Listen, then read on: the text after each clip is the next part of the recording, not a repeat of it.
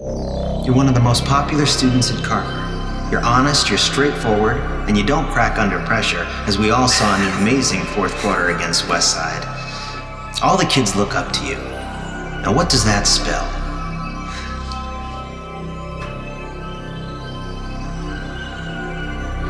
Student, council, president. Oh, me? Oh, no, I don't know anything about that stuff, Mr. M. And I mean, besides, that's Tracy Flick's thing. She's always working so hard at it. Yeah, no, she's a real go-getter, all right. And she's super nice. Yeah. But one person assured of victory kind of undermines the whole idea of democracy, don't you think? But Mr. M... I mean, that'd be more like a dictatorship, like we studied. But Mr. M, there's... Paul, what's your favorite fruit? Pears. Pears, good. Okay. Let's say... Oh, no, wait. Just Apples. apples. Fine. Let's say all you ever knew were apples. Apples, more apples. You might think apples were pretty good, even if you got a rotten one once in a while. But then one day, there's an orange. And now you can make a decision. Do you want an apple, or do you want an orange? That's democracy. I also like bananas. Exactly. Good.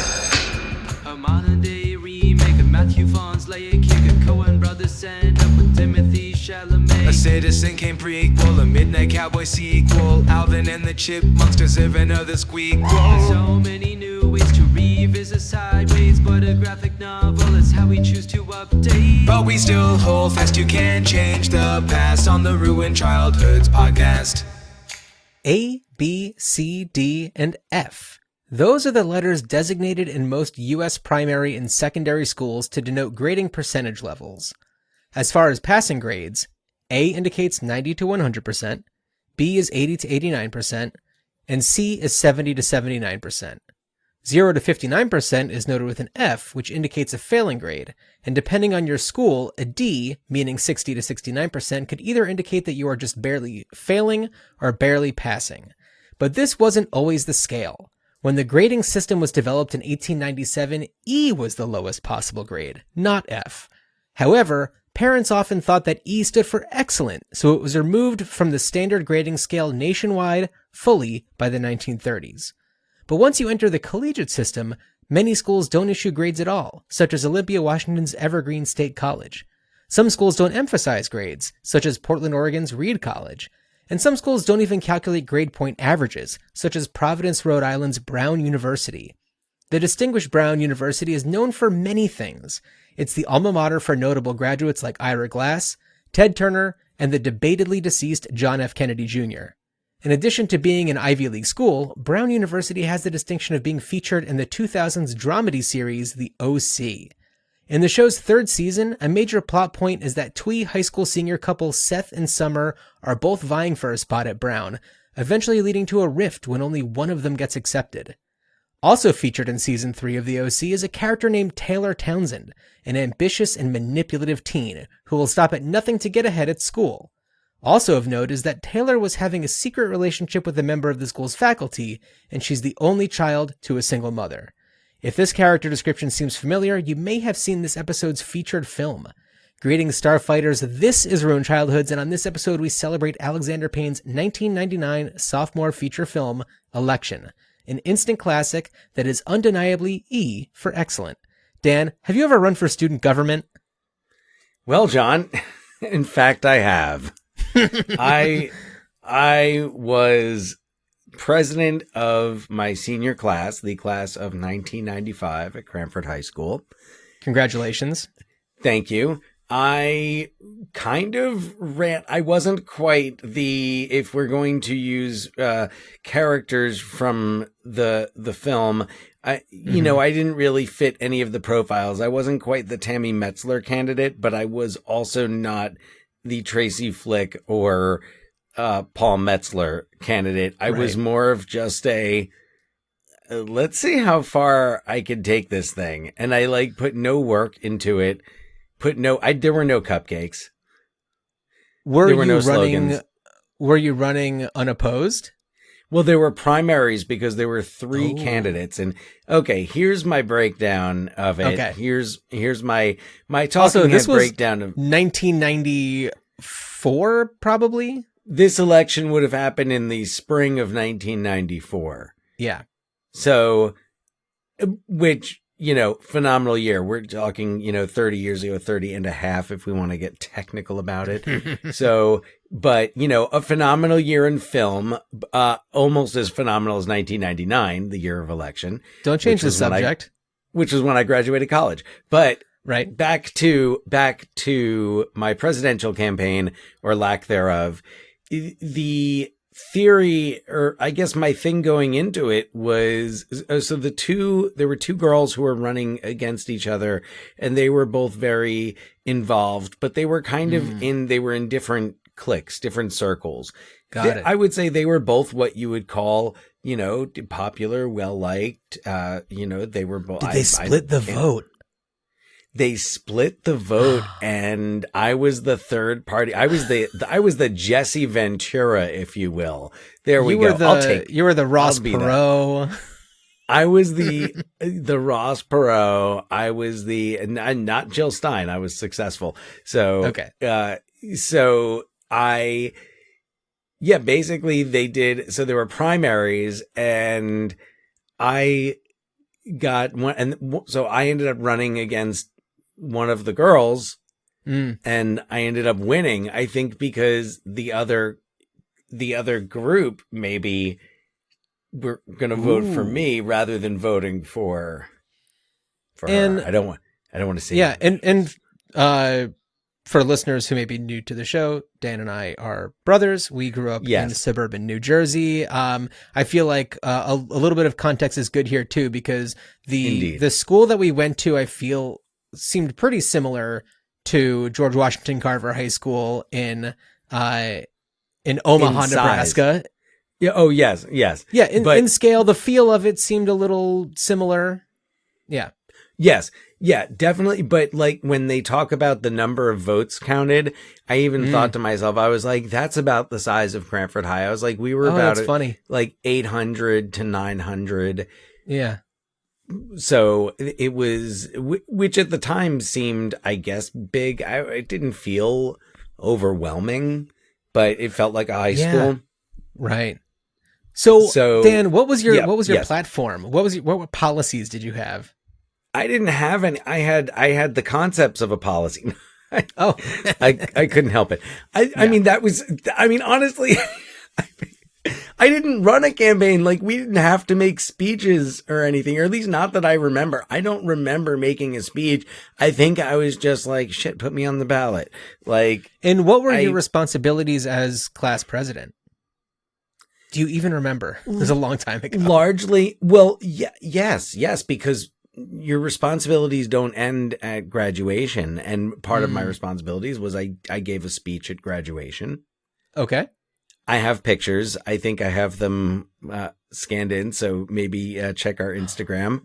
Oh, yeah. At Ruined Childhoods Pod. And so I gave a speech. I was in charge of like prom planning and kind of overseeing. I was overseeing our fundraising, which I didn't do a great job because I didn't like come up with any additional ideas for fundraising. Like, we had pasta night. That was the thing. That was the same things that they happen every year by default. Yes. Yeah. Yes. Pasta night. And we grew up in suburban New Jersey, so Italian American population equals pasta night. Oh, absolutely. Yeah. I don't know. Maybe, but who knows? Pasta's ubiquitous. Maybe Omaha has pasta night as well. It's just probably got to be better in Jersey. So sure. So my responsibilities were, overseeing that. I guess, like, approving things and saying, like, yeah, that's taking a moment and saying, so, that's what so we should do. Was there an element of it where you read the morning announcements or something? I feel like that was something I remember hearing about. Well, that was more of me. That was more of a voluntary thing because that was the student body president. And I'll give him a shout out. That's Hal Hansen of Shout the out, New Hal. Jersey Diners minor league baseball team. Explain. Yeah. Oh, Hal, I don't know what his position is, but basically he's worked with minor league baseball in New Jersey for quite some time, as long as I can remember.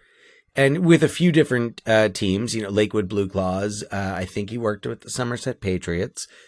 But I guess he was partially, I don't know if he was involved in the creation of this new team or just the marketing of it, but it's been like a big deal. Like, he's been on some, sports TV about it. Oh, that's and, great. Won some awards, I think, for like the like marketing, the merchandising.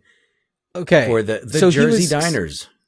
The Jersey, that's a cool name. That's great. He was student body president. What were you? I was senior class president. So senior class president. I was kind of like, it was kind of like there was the student body which handled certain things, and then so it was kind of like, state. I was like the governor. I was basically the governor of the senior class. Of the senior class. Got it. Right. So your jurisdiction was not juniors, sophomores, freshmen. No, not at all. My responsibilities were solely dedicated to the 12th grade. What I did on the announcements was more for theater. But I think it was kind of, and I had been doing announcements for the theater program prior to that. That was, I loved doing that. Yeah. And then I think starting senior year was when I started to, or maybe it was junior year. No, I think senior year was when I started to like make up little like song parodies about the shows that we were doing, and I would sing them on the announcements.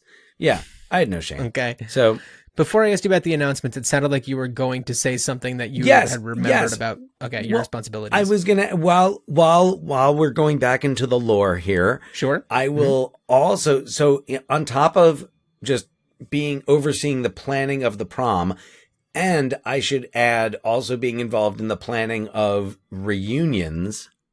Got it. Okay. As recently as 9 years ago. Got it. So I took on the responsibility, maybe not the sole responsibility, but I was like, okay, I'll find a DJ. Like, I'll hire the DJ. And, interviewed different DJs and ended up hiring a DJ who I worked for that summer. And I went and would like DJ with him, and we DJ'd at like, we would do like, I don't know, music night at like the local pool. We did a graduation party. We did a birthday party. It was a kid's birthday party, and it was in like this backyard in a not like bad neighborhood, but just like a less affluent area. And it was basically like, I think it was a birthday party for a 1-year-old, which was basically, it was a party. We were playing music for the adults, and they were all deadheads. And it got to the point where they just brought out their like all their Grateful Dead CDs and like bootlegs and Jerry Garcia band and like Bob Weir side projects and all that shit. And we're just like, hey, can you just like play this stuff? And we were there for a total of 8 hours. Wow. I had a killer headache.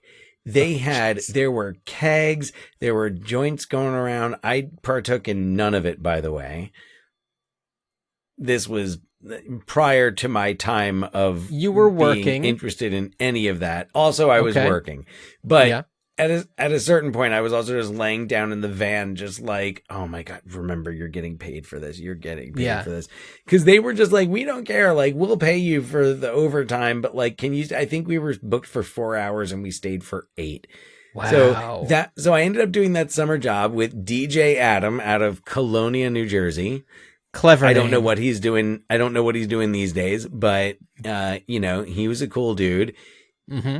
So he taught me how to use all the equipment, and I would go with him on, the different jobs and assist him. for our younger listeners, this is pre laptops and MP3 players. This was yeah. I mean, there were laptops; they existed, but not in the way that you have music on them. Right? Yeah, we weren't using it to DJ. It was a couple of CD decks, and you just kind of would set your one up, and then you'd play it, and then you'd have your other one loaded up, and then when the time came, you would just crossfade from one into the next. Yeah. So, in fact, I had a mixtape where I did that on a song, and I think it was, I remember one of the songs in the transition was Little Willie by Sweet. And I'm trying to remember what it went into. It might have been like a Green Day song, like a pre-Dookie Green Day song. Got it. I can't remember. Not important. Anyhow, but that was post-graduation.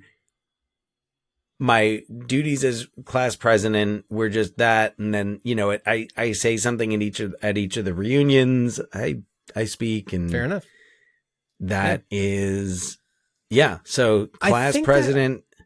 I don't know if CHS if he was my class president or the student body president. Clearly, I wasn't paying too much attention to student government when I was a senior in high school. But the person I remember being, it must have been class president, is now our hometown's chief of police. Who is that? Matt Nazzaro. Shout out if you're listening. Oh, okay. He's dude. The chief of police? He just became chief of police, and if it makes the residents of Cranford, New Jersey feel good that he and I, when we were little, played with Police Academy action figures, then he's set up for the job. He's been practicing for this for a very long time. The Police Academy, the animated series action figures, he and I would play with them. And now he's the chief of police. So good on him. He seems like he's running a good ship over there. He's a good dude.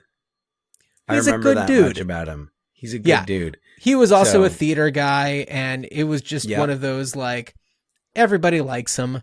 And for him to be student body president or class president, whatever it was, makes sense, not just because it wasn't like a popularity thing. It was like this person seems responsible, and right. No. Whatever this job is, he's fine for it. He wasn't elected accidentally like me. Right. No.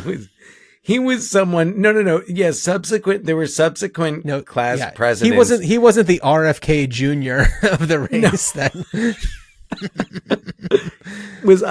I was the art, that what my platform was basically like, hey, I'll do crazy stuff with animals. You never know. Yeah. No. Well, Dan, when you were talking about the DJing, it really would have given me the perfect way to segue by indicating that by transitioning to songs, let's transition to the movie Election itself. So that was a clunky way of kind of getting back there. But Dan, do you remember when you first saw Election? Absolutely, John, I do. I could not tell you the exact date, but could probably find out because it was the day of my college graduation party.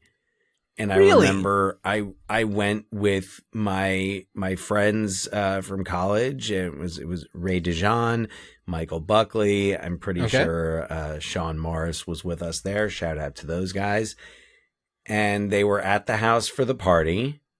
And then we all went down to the Lowe's in New Brunswick, the one that was built on the site of the old dirt mall from Mallrats. Right. Mm-hmm. And so we saw, that was when we saw Election. I think it might have opened that weekend, or at least like went wide that weekend. I don't know if it was in a limited release first. Yeah. But yeah, I remember do you remember your first time seeing it? It would have been on video. This came out while I was in high school, but I don't remember seeing it in the theater. But I must have seen it shortly after it came onto video, or HBO or whatever it would have been.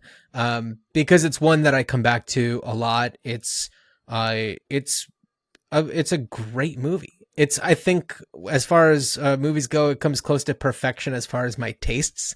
It's in my Letterboxd top 4. Also of note, we were talking about how we grew up in suburban New Jersey.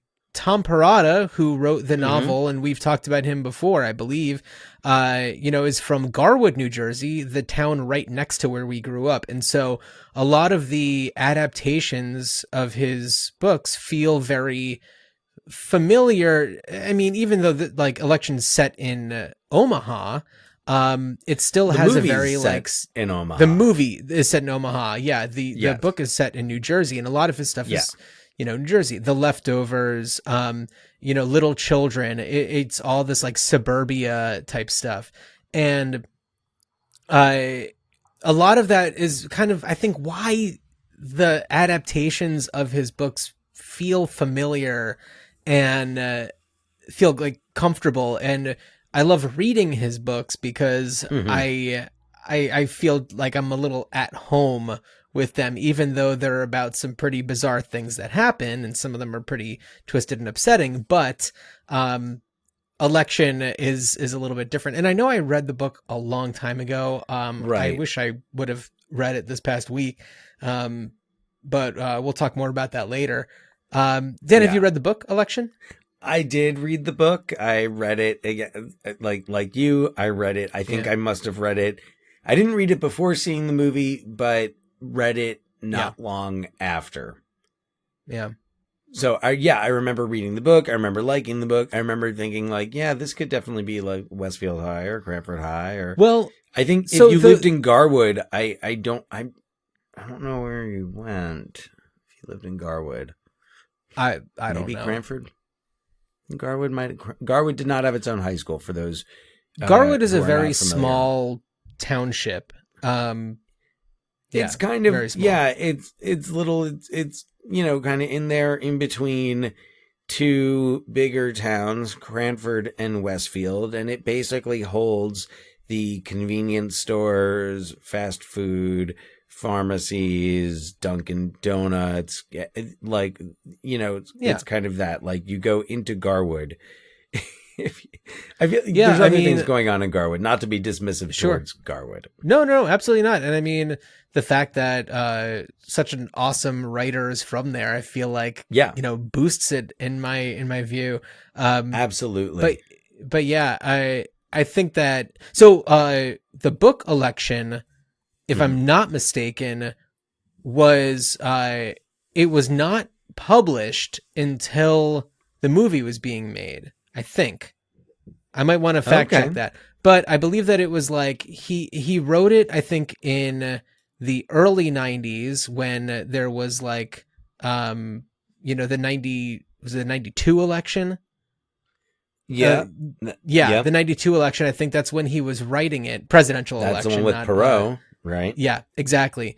And so he wrote it then, and then kind of put it on the shelf, and then in 96 maybe picked it back up and showed it to somebody, and it was like, this would make a great movie, and they brought it to MTV Films, which was really starting to gain traction at the time, and it kind of fit the tone of what they were wanting to do. And 97 was when it was filmed, and I don't know when the book was actually published. But if you're looking that up, I'd love 98. to know. 98. Okay, so published. Yes. So you are very correct. The book is set in 1992 amidst the presidential elections of that year. And the high school is Winwood High. I assume a tribute to Steve Winwood. Sure. Of the Spencer Davis Group and such 80s classics as Back in the High Life Again, Higher Love, and Valerie. I'm a big fan of 80s Steve Winwood. Mm-hmm. Don't you know what the night can do? That's some good shit. All right. That is...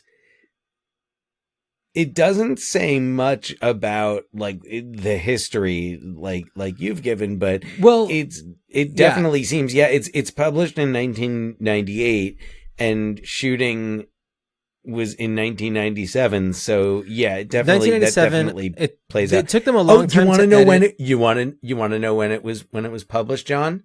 Tell me. On your birthday in 1998. It is a March 9th publication. There we go. Look at that. No There wonder. you No go. wonder. So the tone of the book and the way that it was written, I think was really appealing to like kind of this MTV Films, sensibility. It's written like each chapter is from the perspective of a different character, and that's in this movie, you have the narration from each of the key characters at different times, and having that is such a cool way to tell this particular type of story where like there's no protagonist, there's just the people where when you feel the tone shift between the person who's narrating, you also then go into this mode of like, like when it's Jim McAllister, Matthew Broderick's character, you're just like, oh no, don't. Like you just kind of get tense and you're just like, what are you doing? What are you doing? Yes, you just said several things I want to speak to. Okay. To your point about there's not really a protagonist, I think I disagree with that. Okay. Because I would say Tracy is the protagonist. Tracy has a clear, and Jim is very clearly the antagonist. Tracy has a very clear-cut goal of being student body president. And Jim has a very clear goal of preventing that from happening. Paul is a pawn in the game. Okay. I think you should synopsize. All right. Before Okay. we get Yes. any Good. further. Good point. Yes. Good point. Yes. I am. Okay. Excellent. So, Omaha High School civics teacher Jim McAllister has a very routine life. Every morning he jogs around the school's track before class, showers in the locker room, teaches the same lessons, and then goes home to eat a routine dinner with his wife before they attempt to get pregnant again. But his world is shaken after his colleague and friend Dave Novotny confesses to Jim that he's been cheating on his lovely wife Linda with type A student Tracy Flick. Of all of Jim's students, Tracy gets under his skin the most, likely because she's everything he's not. Tracy is an overly ambitious, high-performing student who realizes that she, the only child of a single mother, is working from a deficit compared to other students at school who were born on third base. But when she runs for student government president unopposed, Jim is haunted by the idea that he, as advisor to the Student Government Association, and Tracy, as president, would have to work closely together for an entire school year. Given their diametrically opposed personalities and Tracy's role in the deterioration of his friend's life, Jim diverts from his path and suggests that another student run against Tracy in the upcoming election. His target? Well-mannered and popular injured quarterback Paul Metzler. Paul may not be the brightest bulb, but he tries hard and is kind to everyone, even Tracy and his younger adopted sister, Tammy. Tammy is going through difficulties of her own. She's a brace-faced lesbian, and Lisa, the love of her life with whom she'd been experimenting, ditches her completely and starts dating Paul, who has been blissfully oblivious of the situationship Lisa had with Tammy. In an effort to ruffle feathers, Tammy also throws her hat in the ring as a third-party candidate, running on a "this is BS, who cares" platform, which garners her unexpected favor with her classmates. After a series of events that spins the election out of Jim's control, as well as his fall from domestic grace as he pursues a relationship with Linda, lovely Linda Novotny, Jim reaches an ethical crossroads that costs him his entire life as he knows it. Beautiful. as Tracy Flick in a truly breakout performance. Reese Witherspoon Yep. as her nemesis, Mr. McAllister. We've got Matthew Broderick, which I remember the hype for this movie. Part of it was around Ferris Bueller is playing the principal. He's playing Ben Stein. Yeah, You know, well, kind of, sort of. He's, you know, well, he does the whole thing where he's, you know, asking a question. He's like, Yeah. anybody? Yeah. Yes. Yeah. Oh, yeah. That absolutely. We've got as Paul Metzler, Chris And Klein. introducing Chris Klein. Introducing Chris Klein. Of course, American Pie comes out like 2 months after this.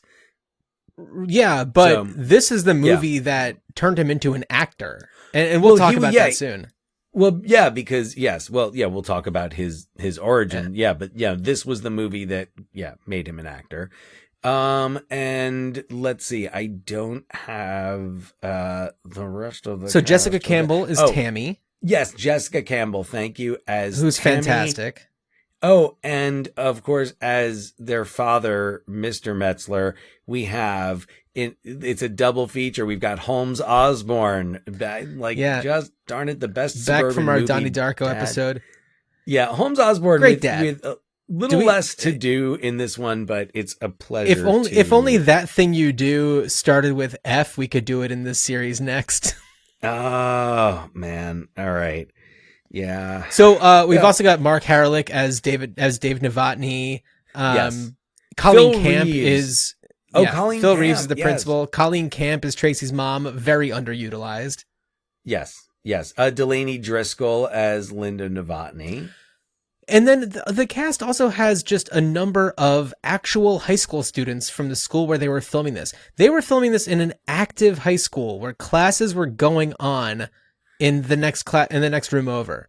And they went through any of the students there who were interested in doing it, got to audition. They kind of got first dibs at a lot of these smaller roles. Nicholas D'Agostino, for one, is one of them. Like the kids counting the votes.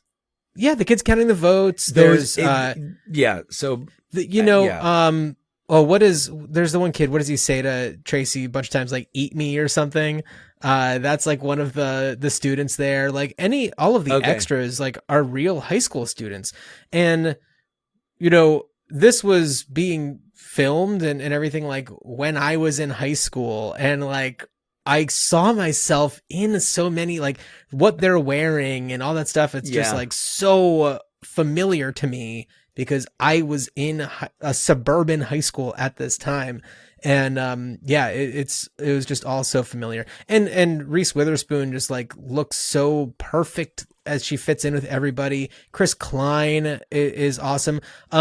Jessica Campbell, who plays Tammy, you know, she hadn't done anything before this. She's from St. Louis, and she basically just sent in a tape, and Alexander Payne saw it, and it was just he loved that she was wearing braces, and he was just her. That's the one. Oh. And they took a complete, gamble on her, and she's amazing. And then, of course, went on to Freaks and Geeks, where she plays Seth Rogen's girlfriend. Yes. Yeah, Thank another you. Donnie Darko. Yes, it all comes full circle. And widening the arc a little bit, can I just shout out one more actor? I just want to say one quick thing about Jessica Campbell while we're talking about Freaks and Geeks. So I want to acknowledge that in this movie, she plays somebody who I think that she thinks that she may be pansexual, but, you know, as she explains, you know, I'm not into the gender or the sex of the person, but it just so happens that everybody I've liked has been a girl. And then in Freaks and Geeks, her character is actually intersex. Was born with both I guess male and female identifying genitalia. And organs. And when was a baby, parents decided they had to kind of choose one or the other. And so the way that situation is handled in Freaks and Geeks in like 2001 was like so ahead of its time in the way that it's kind of talked about for a show that's set in 1980. And then in this movie that's, 1999, to have a teenager who's gay, where it's not like feeding into all the stereotypes and everything, and it's just a very realistic, very normal, romance situation at first that she has with Lisa, and then of course at the end with somebody else. It's they're like, how cool for her that she is now part of these moments in cinema and television where these types of queer characters are given a spotlight in a way that's not kind of poking fun at stereotypes. Very much ahead of the curve and very much more based in reality.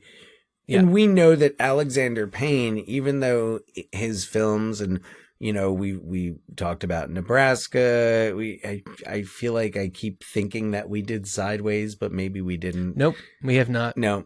Yeah, I know. But Alexander Payne's films, even though they are kind of a skewed, the perspective of his films is always just a little skewed, and things are like, there's definitely the cringe is turned up a little bit, but they are all very much rooted in reality, and his characters are, I find, especially relatable, and like you said, with Election, with Tammy, with all of these characters, we all, I think even if you were in high school at that time, then definitely you're seeing something of your generation, of your culture, no matter where you're from, reflected back. But even looking at high school now, and I teach. This is true. High school. So this is something I know, but like, what's cool is like, whereas at that time you might have had like one Tammy in the school who's just like, look, this is who I am. And if you don't like that, too bad. And now there's a lot more, and it's just a lot more. It's normal. It's background. And just to kind of bounce off of that and bring it back to something that you were talking about before, because you had said that Tracy is the protagonist of the film. And I'd say that, maybe she is maybe more of a protagonist than some of the others, but there are a lot of moments where you might not be necessarily rooting for her. The way that she is very aggressively, rooting against Paul. And yes, he doesn't have the ambition. It's a popularity thing. I understand that completely. And I feel like, yes, she is more deserving of being this, but Paul also acknowledges that she is more deserving of it. Well, and he even says like, well, isn't that Tracy's thing? Like when Jim suggests to him that he run for president, he's like, oh, I could do that. Tracy, she's, and he's, the most popular guy in school. And even he, sees that there are these people that are in the school that are very motivated and driven, and they have their thing that they do. But, he's pushed into it. Right. Well, and that's the other thing, is that Paul is less qualified, and this is where this movie really makes a statement about politics, is he's the nicest person. He's the nicest. In his narration, I think it's when I laughed the hardest. Okay. There's a scene where it's the night before the election, and we see the three candidates praying, and it's awesome. And we get all of their narration. It's so good. And when it's Paul's narration, he is, first of all, it starts off with him saying like, thank you for this, thank you for that, and thank you for what I'm told is a large penis. Which is such a great way to start talking to God for like the first time. And then, but he's just sincere. He's so sincere. He's so genuine. Yeah. And he's so sincere. And he finishes it by saying, and I apologize for my sins, whatever they may be. Like, right. I love the way that he says that. It's such a great line. It's like an afterthought of like, oh, and I apologize for my sins, whatever they may be. Like, there's no self-reflection about anything he's done in the past. He takes what is happening in his life moment by moment and acknowledges his privilege without kind of looking into it at himself. He's just like, I'm the luckiest guy in the world. Like, everything just works out for me, and I'm grateful for it. And he doesn't really say at any point like, but, maybe I should be doing something differently. And I think that the right thing to do is to back out of this and support Tracy or Tammy, Right. I don't know. Right. Yeah. But also it's like he's the star quarterback, but he's injured and can't play. Mm-hmm. And so it's like, oh, this is fate's way of kind of guiding me in a different direction and giving me purpose. Because as we kind of see when we first get into his head, he doesn't really have purpose without his athletic career at school.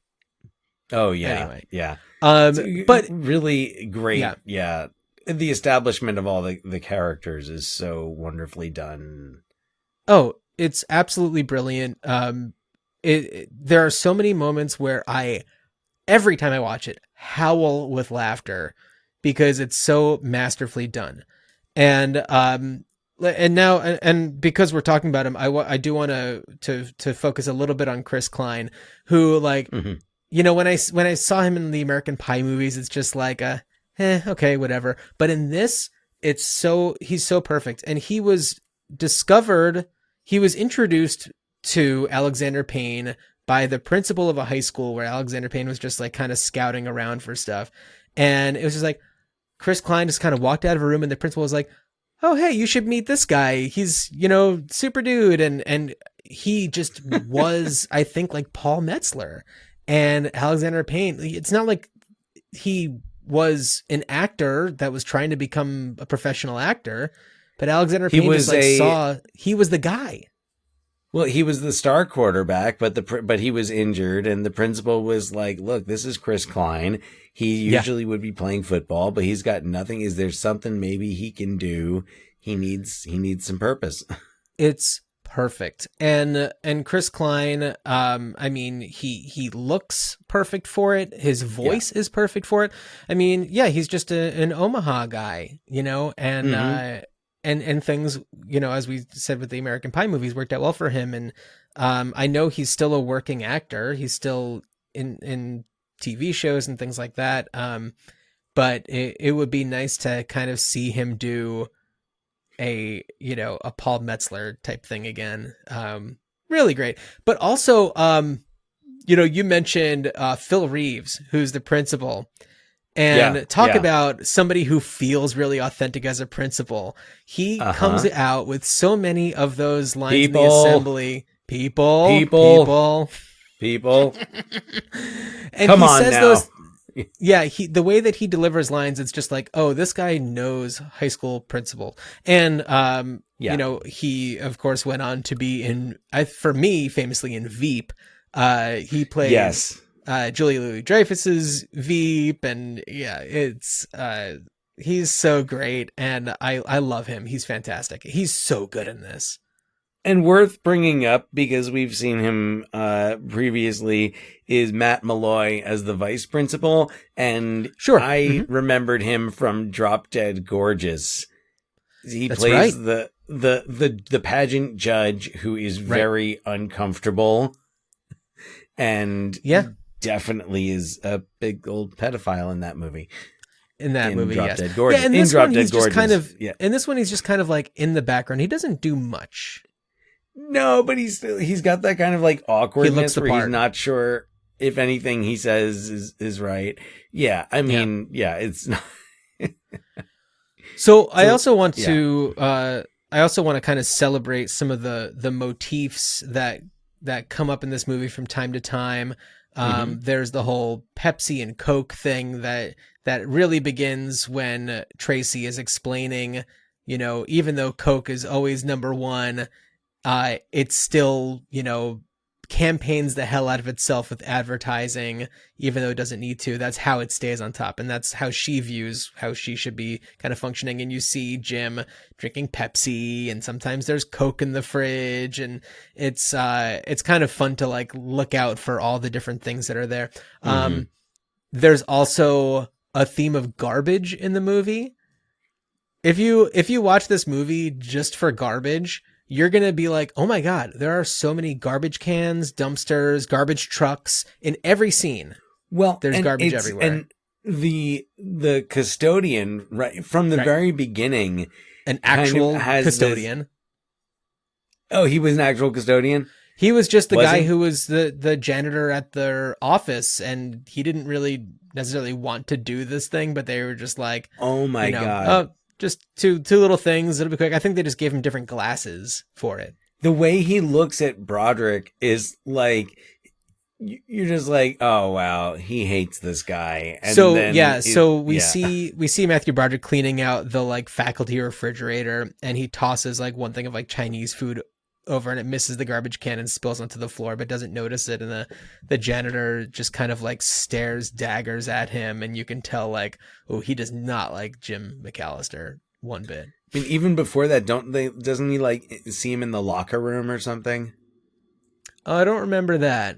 Yeah, all right, maybe I'm confusing that with the kitchen scene, but yeah. And another big motif is apples and oranges and bananas, especially apples, the temptation in the Garden of Eden, and when with Linda and as Jim goes further on, you see him like taking a bite of apples. But of course we have the famous scene where he's saying to Paul, like, what's your favorite fruit? And he's just like, apples. No, pears. No, bananas. And it's like, not the point. The point is that if you only had apples and then someday there's an orange, it's like, oh, what's this? So good. So then, famously, Paul goes home and grabs a banana out of a bowl filled with apples, oranges, and bananas. So it's great. This is the kind of thing where I feel like a director who's like, really invested in the fine details, that's what you get. And the set dressing also, I think, each house that you go to is so deliberately styled, and it's just fantastic. When you watch it looking out for the little details, you see so much more. Isn't Paul's like campaign slogan about apples? I think that he has one like poster that says it. It's something because I have in my notes here what I believe to be like the three kind of slogans, and I have apples, pick, flick, and who cares? Oh, well, there, I remember, we see Paul in his truck, like coming up with like, Paul Power, Paul President, and stuff like that. And then, Lisa, gives him some other campaign slogans. And I remembered seeing some other ones that I don't remember the Apple one for Paul, but I believe you if you saw it in there. I must have written it down for a reason. Couldn't tell you why. You know what I did? What I did write down here is, thinking about the setting and the change of setting. And I know Alexander Payne sets his movies when he can in Nebraska, right, or in the Midwest. So in the bordering states, because we know that part of Nebraska does not take place in Nebraska. Sure. And we know the Holdovers takes place nowhere near Nebraska, but and Sideways takes place in the other direction, nowhere near Nebraska. But going back to the setting, and I think it actually works that this type of thing happens in a place that we kind of associate with there's not much excitement. We don't think, and Okay. like New Jersey, Garwood, New Jersey is, 40-minute train ride from New York City. Yeah. It's not. So it's interesting that you bring this up.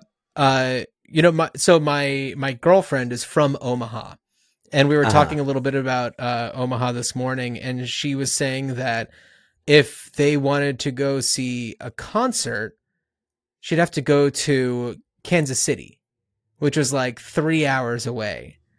And it's just that they're, Omaha, I mean, now they have, more music venues, but at the time, like in the 90s, they didn't have that scene. There weren't like, especially arenas for bigger shows. Right. I mean, of course, there were smaller things. Somebody just drove by and it made a very loud noise. Yeah, I heard that. But yeah, they'd have to go pretty far away in order to experience like, a lot of live music. Yeah. Especially, bigger acts that were kind of coming through the Midwest. So yeah, to your point, I mean, it makes a lot of sense. Yeah. To kind of, I think it works. Also, I will also note, Citizen Ruth, also Omaha. Yeah. Yes. Yeah. Yeah. And I think About Schmidt was at least partially in or around Omaha. I don't remember, but I'm sure there's something there. It's been forever. Was About Schmidt his third or fourth? Was that after Sideways? No, it was before Sideways. Okay, so it was after Election. Yeah. Yeah. Yeah. Okay. So, but yeah, I do feel like in terms of that, I do think that change kind of, works for it. Absolutely. Yeah. Yeah. Yeah. So anything else? Also, yeah. I we haven't talked that much about Matthew Broderick in this, and like you said, it was the whole, Ferris Bueller goes back to school, but this time he's the faculty essentially. And this was around the same time as the Godzilla movie, I think. Was that? It was the year after. Yeah. Godzilla was 98. 98. Yeah. Well, yeah. I mean, it came out in between filming and release of Election. So, it's that kind of like mid-career Matthew Broderick. He's not a teen anymore. And I know that when they were filming this, there was a big to-do about Matthew Broderick coming to town. There was a sign on the school that said like, "Welcome Ferris." Like, he was Ferris Bueller. And to put him in this position and in this role where he is the most pathetic person you can imagine, somebody who, kind of just goes along with whatever, and then once he diverts from that path, just everything gets worse and worse and worse for him, culminating in like a bee sting on his eye where he just looks awful. And credit to Matthew Broderick, like he's so great in this role. Like, I really can't imagine somebody else doing this, as perfectly as him. And I think that it, in a lot of ways, is because he was Ferris Bueller, and because like you see, you can't watch him without thinking about who the actor is, and just kind of being like, wow, to fall from grace so hard, from an iconic role like Ferris Bueller. Like in Ferris Bueller, you see him in the shower and he's like, got the shampoo mohawk and everything. And here you see him in the shower and he's like scrubbing his balls because he's going to go cheat on his wife. Like he's hunched over and pathetic looking, and oh my God. It's so, and it's funny. So one of the things that I was thinking about was just thinking about, like, there's always something about Matthew Broderick in this movie. And I feel like it's and I don't know if it's just this movie or if it's like anything Matthew Broderick did, like post his 20s. Yeah. But it always felt, there was like this discomfort with Matthew Broderick in the role. And I was like, is it because I don't like him in the role? Or is it because it is uncomfortable for me to see that person in that in that circumstance? Yeah. Like Matt, he definitely got, nebbishy and, did the producers and all that afterward, after this, not too long after this, but I feel like this might have been his post indie romantic comedy, and then into his, nebbishy older suburban husband. Because didn't he do that Stepford Wives remake where he was he in Stepford in Wives? That? Yeah, sure. Yeah, his clothes don't fit him right. His hair is unkempt. Sorry, well, you're I about also to say feel like something. I also feel like we're supposed to be uneasy with this guy. Well, I think that the genius of casting Matthew Broderick in this role is that you go into this movie with a memory of Matthew Broderick, War Games, Ferris Bueller. It's like he's the smart kid who is able to kind of break the rules a little bit and kind of make people smile along the way and be charming and everything. And you're set up to, when you see him, think of that type of thing. And so that when he makes these mistakes, it hurts even more. And it's even more noticeable. Like if you put in an actor who had done roles or was known for roles where they were, a little unsavory, then the fall from grace wouldn't be as hard. But in this case, it has such a greater impact. And I feel like even watching it today, we see Matthew Broderick. He's this, he's a New York actor. Whenever you see him, he looks really well put together. He's with Sarah Jessica Parker, and so you see him in this role, and still, all of your other associations with him are generally, of course, there are roles where he was nebbishy, but your idea of him is generally this put together, charismatic person. And when it falls apart gloriously. And when you see him and he starts by asking about the difference between morals and ethics, and it's just it has an even greater impact. And there are so many other examples of what makes him really click in this role, but we just don't have the time to go over everything. I wish we did. No. I think he does. And I was wondering, was he Alexander Payne's first choice? I know that other actors were up for the role and considered. I think maybe even Tom Hanks, which I could have seen that work. I think that Matthew Broderick is perfect. I wouldn't have changed a thing. I don't know who else would have been up for it, but I'm sure there were plenty of others. I mean, it's a big role. I did see a featurette that came out when it was being made, or maybe when it was first released. And I think they might have gone into that, but nothing stood out to me as being super noteworthy. And do we know, was Reese Witherspoon the first choice for Tracy Flick? I don't remember. I don't know. I'm sure they were looking at everybody, and she had done a few things, but wasn't a known, a super known entity. I mean, this really put her on the map. Cruel Intentions was not long before this. What year was Cruel Intentions? It was also 99. I'm fairly certain. So it hadn't come out. Yeah. So it hadn't even come out yet. Cruel Intentions was probably filmed after this, because this one took a long time to edit. Yes. Yeah. So Cruel Intentions might have been filmed in 98 or I don't know. Also 97. came out in early 99. So she had that, and it was, I think, Freeway.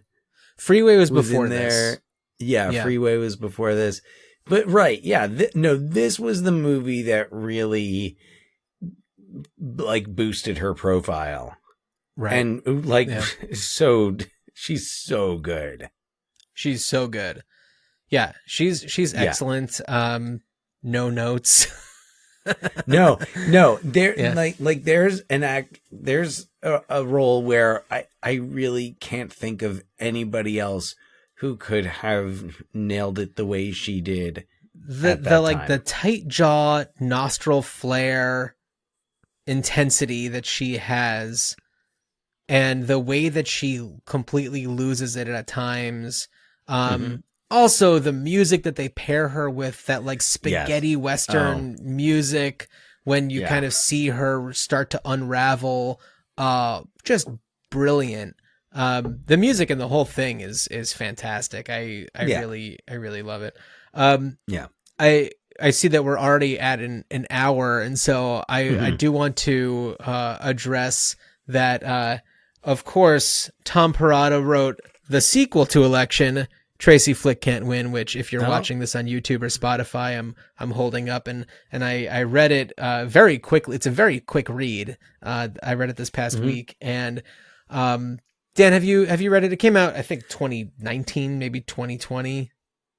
No, I haven't read it, and I'm kicking myself for not trying to at least get a skim through done. Yeah, I'll lend you my copy. I've got a little Tom Perrotta autograph in there. Thank you, Powell's Books here in Portland.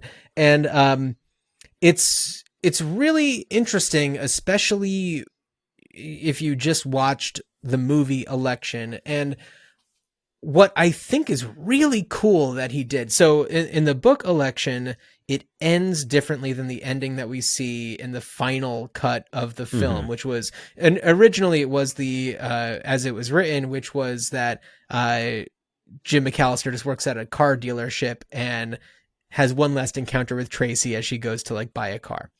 And what they did in reshoots, which is why Matthew Broderick looks a lot better and his hair is cut and everything, is that he's living in New York. He becomes a tour guide at the Natural History Museum, and you hear a narration that he's basically convinced himself that he's doing really well, even though we see that he's really not doing well. It's pretty sad. It's a giant fall from grace, but you know, he's doing the best living in New York. But he, on a trip to Washington, D.C., encounters from afar Tracy, who is an intern for a Nebraska senator or congressperson or something. And what Tom Perrotta does in the sequel, Tracy Flick Can't Win, is that the times when it does reference Jim McAllister and the situation that happened to her, because this takes place, you know, years and years later, she does reference having, you know, eventually getting an internship for a, you know, senator or whatever. And it kind of fulfills the, you know, the ending of the book, but also satisfies, like, you know, the ending of the movie, and is a really smart way of bringing it together. And I know that Tom Perrotta is, you know, very fond of the film and recognizes, you know, its validity as part of like the Tracy Flick lore. And the book itself, you know, she's an assistant, she's a vice principal at a high school, and she had political aspirations. You know, she was going to school at Georgetown. She had, you know, a scholarship and everything, as mentioned in the movie.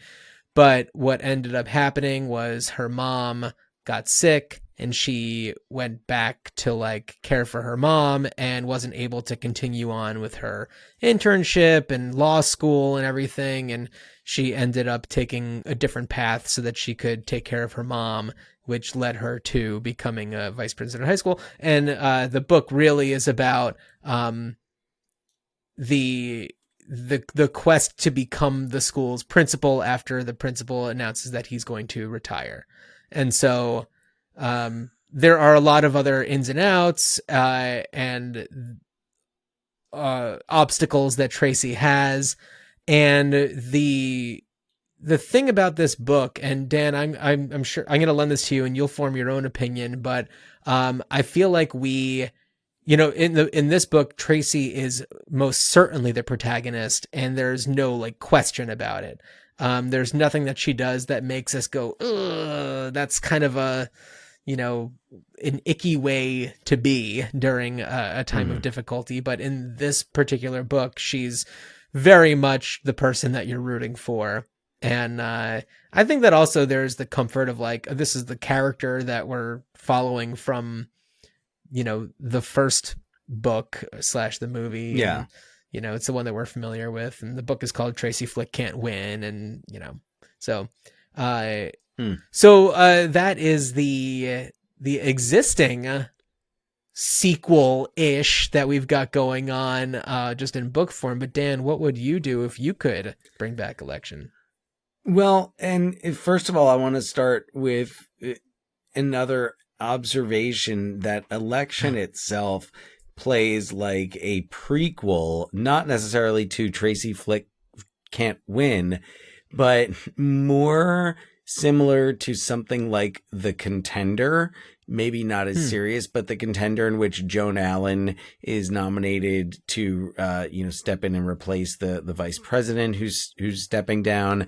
And because of a sexual encounter in her past, it's, her qualifications are called into question. And something that if you watch it now, you have to remember that it was in the year 2000. And I haven't watched it myself in quite some time. It does contain some excellent performances, but it feels like Election is almost setting up the story of somebody who is about to kind of step up to the next level in politics, but then a scandal from their past threatens to ruin everything. And that scandal being the Novotny affair here. And, it could be something, in that in this kind of this world of the sequel where Jim McAllister's the one who kind of leaks it or whatever to the press. But that's not necessarily my idea. It's just like, I don't think that works, nor do I think, I would say like any sequel to Election should be, first of all, coming from Tom Perrotta's mind and should, be, kind of like respectful of continuing that lineage. But I also, I don't think that, especially unless you're going to do it with Reese Witherspoon and Alexander Payne, I don't think I would want there to be an Election sequel that's not directed by Alexander Payne. What I do think you could do without Alexander Payne or Reese Witherspoon, except for maybe as a producer, is Election the musical. Oh, okay. But it is so perfect because of all the inner monologue that could become songs. Imagine this massive opening number where you're meeting all of the characters and hearing their inner monologues and hearing their stories. And at the end of this massive opening number, kind of all of them coming together and singing their, whole thing. Like it's the whole, your opening number would basically be a prelude to the election, ending in, Tammy deciding to run. Right. Yeah. And that makes sense. Yeah. All of this, or, maybe not quite that, not quite that far into it, but you just have all of these opening monologues, and then you'd have other songs, ethics and morals, like that would be a classic Apples and Oranges musical number. Apples and Oranges. Well, yeah. Oh no, wait, hold on a second. Never mind. That's why I wrote those down before, because Those were song titles. Those were song titles. Okay. So, right. Ethics and Morals, The Sad Tale of Dave Novotny, The Democratic Process, parentheses, sign please. And then Apples, Pick Flick is a song. Who Cares? And then I don't have other song titles, but there are opportunities for, some great, like, Jim McAllister, Linda Novotny numbers, and Dave Novotny singing his sad tale. Oh, Dave Novotny. Oh, you poor yeah. guy. They really, I mean, thankfully, I don't know. I have not known anyone who has gotten close to the situation Dave Novotny gets himself into, at least as far as I know, and I'd rather keep it that way. Yes. But we acknowledge that it happens, and it feels like the way that yes, it is wrong, and it is terrible that I can't think of any examples, off the top of my head, but I'm certain that not every victimizer out there gets the consequences they deserve. So, but the way that this movie portrays such a vile situation, a teacher having an affair with a student, it's done in such a way that you're able to enjoy it as it is, and not kind of process so much about all of the things that are so wrong about it. And when you see, Dave Novotny's introduction, and he's telling Jim about, intimate details about Tracy, and he's just like, I can't hear this. I don't want to hear this. This is bad. That's wrong. You can't do that. And I feel like there's a way that we can, in this movie, see what's happening and not be so grossed out by the situation and just turn it off immediately. Because you see him just being so awful. And I don't know, there's just something about it that doesn't feel as hard to watch as I'm sure it would be if a lot of other people were handling the same type of subject matter. Well, and also, first of all, it's set up where Dave Novotny is set up as like pretty kind of pathetic. He's in a state of arrested development. Yeah. I love how they show him. I love how they show him and Jim playing Jimi Hendrix in his in Novotny's basement, and Jim's just like playing the bass but looking kind of like uncomfortable and not knowing what he's doing exactly. But Dave Novotny's he's got the sleeveless tee, and he's just trying to look all cool. Beautiful. Anyway, we were talking about this musical that you're pitching. Well, I was gonna say the other thing that doesn't make it as disgusting, and I want to preface this by saying that regardless of that, like, it's an adult and a child, and it's the adult's responsibility. It is a consent. There is consent in the relationship. Now, granted, when you're dealing with grooming, there's manipulation necessarily. Yeah, there's manipulation. There's although Tracy doesn't view herself, she doesn't talk about herself as the victim. In fact, she's pretty cold about it, and she's like, well, if he didn't get all like mushy and lovey-dovey, it would have been. She's basically like, look, your friend would still have a job if he didn't fuck things up. And I think that has a lot to do also with Reese Witherspoon's performance. The way that she handles it makes you feel like I am comfortable moving on from the fact that happened, and I am kind of like, you're on her side and you understand, like, you know, what's happening in a much better way. But, you know, yeah, he was manipulating and grooming her, and awful.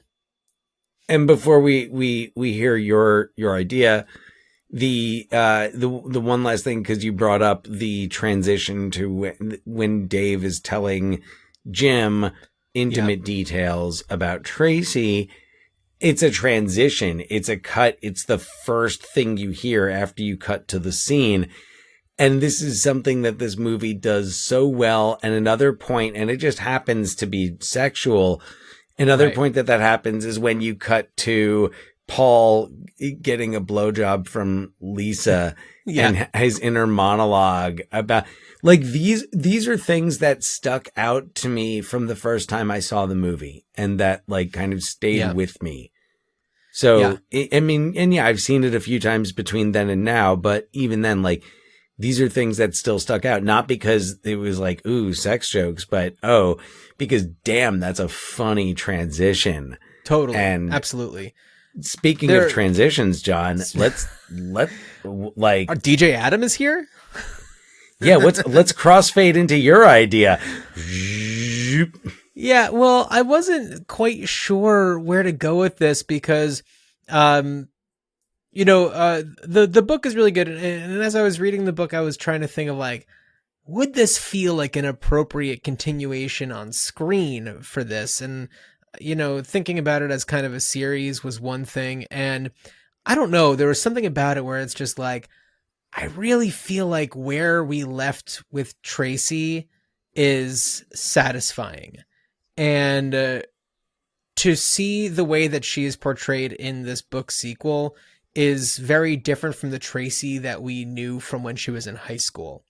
And I suppose that if it were handled in such a way that, you know, it's like an evolved person, but then there are flashes that come back of, like, you know, this Tracy that she used to be. The music.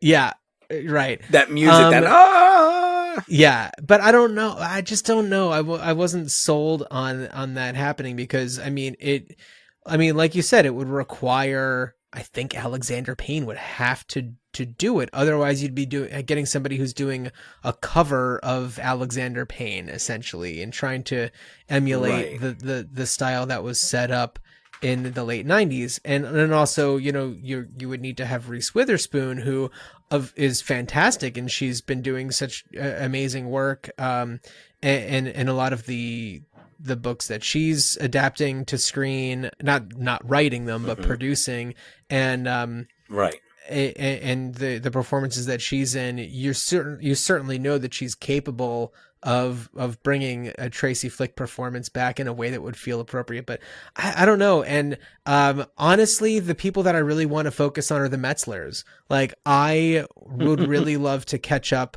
with Tammy and Paul, and you know, they are linked together by adoption, which is so funny because it only comes up one time when he's like trying to have like a little, you know, heart-to-heart conversation with her. But and he's being so sweet, but it's also like the oh, okay, absolutely. And you know, we haven't seen Jessica Campbell in a long time, and for a lot of us, haven't seen Chris Klein in a long time. And I think that there's a world in which it would make a lot of sense to kind of put the two together, to put the two back together, and put them in a situation that would require them to either team up or where they're going against each other again. Whether it's, you know, carrying on the family like cement business, which, by the way, my girlfriend who's from Omaha their family has a cement business. So that's just a strange connection with the Metzlers as well. But yeah, I think that they're, you know, perhaps it's taking over the family business or expanding the family business or you know, something like that. But I feel like the Metzlers is where I want to be. I feel like, and I think that that's a much more, although, I was thinking about it and I was like, oh, that feels like a much more Alexander Payne story to tell. Yeah. And then it occurred to me, I was like, oh, because it's kind of like The Descendants, if Sure. Yeah. but not. I mean, but also it could go. It could go in a much if you The Descendants definitely does not Payne- take place in Nebraska, by the way. No, oh no, right. That's another Alexander Payne movie that takes place even farther away from Even Nebraska. further away, yeah. Yes. So, but I like the idea of revisiting the Metzlers, of Paul and Tammy.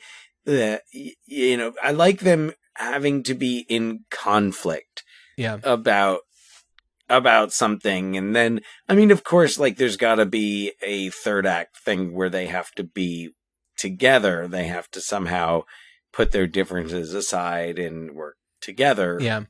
I don't know, maybe my some thoughts on this aren't as, fully formed, because I honestly it's one of those movies where it holds up when you watch it. Yeah.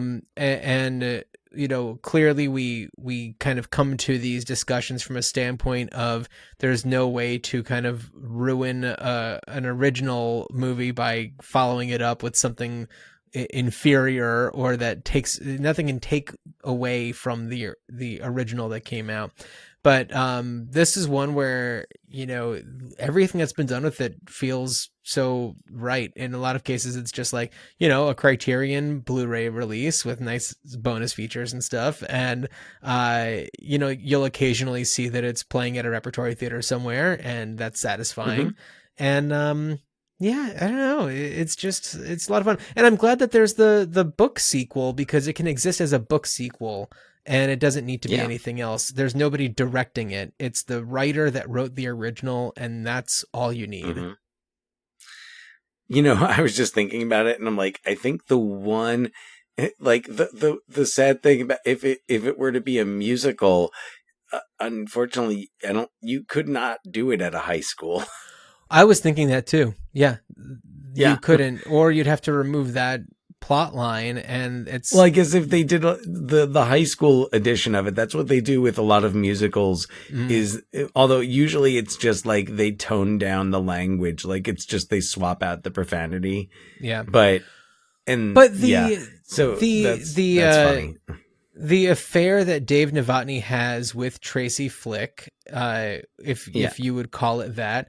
I mean, it is what sets up the motivation for Jim to deviate from the norm. Like, it is so necessary, and it's what also you need it opens things up for him to have this relationship with Linda, who he's been helping around the house and taking her shopping and stuff, and along with his wife, trying to just help her get by without having her husband around, and also having a baby around and everything. And so you know what song I'd pop into this musical? Maybe Counting Crows should just do the whole thing, and we use Omaha from August and Everything After. I'm imagining a song by, like, I'm imagining an original song that kind of like works in, almost samples Counting Crows, Omaha. Like, just like in the middle of, we live in Omaha, somewhere in middle America. Get right to the heart of matters, Omaha. Not do the whole thing, but I could see that being a fun, I could see that being a fun show, a fun musical, but only because, and we've mentioned this before, when you have a movie that really has done it so right, and like a remake or reboot, like nothing is going to come close to capturing that lightning in the bottle.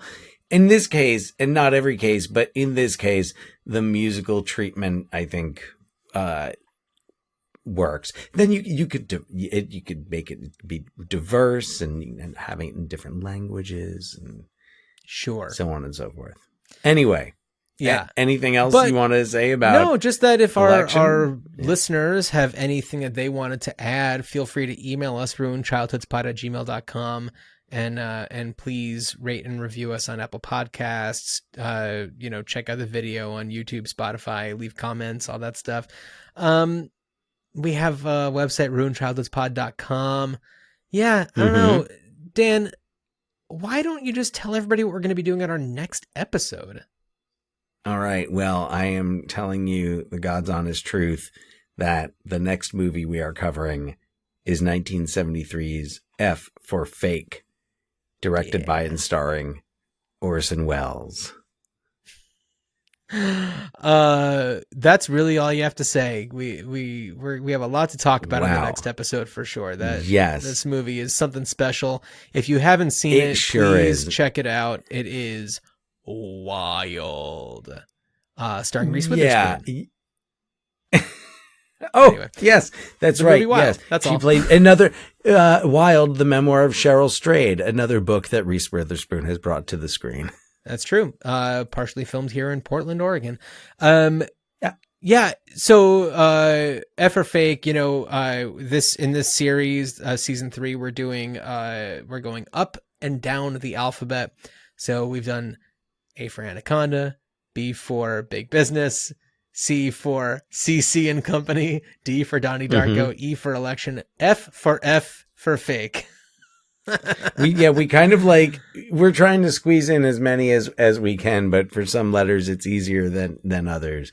Yeah, so. When we can be alliterative, we're gonna do it when it makes sense. I mean, election, we couldn't pass up the opportunity to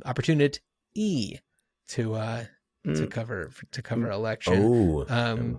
But I'm really excited about the next few that we have lined up, because it's gonna be we're traveling through time, and we're kind of going all over the place here, and also kind of breaking form from narrative to do something really different for F for Fake. So I'm excited to talk about that one. This is going to be a very different type of episode. Yeah. Talking about F for Fake, but I'm excited for it. I have some ideas. Yeah. And Dan, as you are zipping over to the weird motel with a box of Russell Stover candies, I wish you a good journey. Good journey.